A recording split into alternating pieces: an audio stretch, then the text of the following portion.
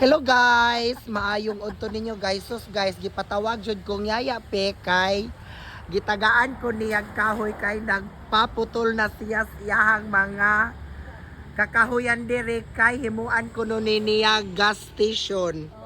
Ingani kadato si yaya pe guys. O tanawa gipang cutting na ang mga kahoy unya agyang bana nga supportive o di ara.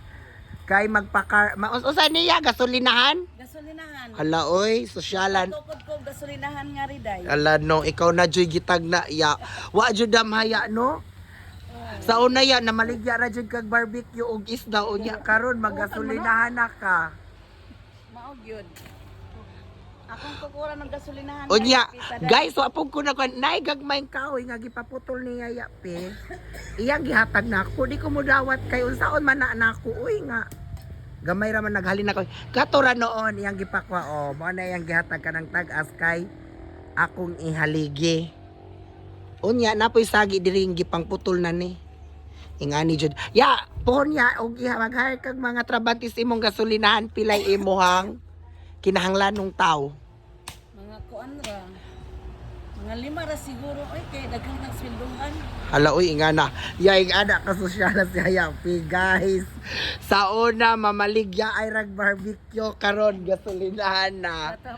Oh. O niya, kani summer, guys, driver ani. Oh, karon, oh. Wa na, nag-cleaning na silang Gasolinahan. kayotaan kay himuan na o gasolinahan. So, located ani, guys, is Kamambugan. So, pohon, naabaya ni siya yung mga kuan, magkuan pa kanang mo sa niya? Kanang magkuan pa mo? Opening. Oh, mag-opening salvo pa mo. Cho, wa pa gani magkating river na ka. Limpyuhan pa ni tanan onya magkuan, butangan Son to Rise gasoline station. Char, maora to oy. Thank you and God bless. Bye-bye.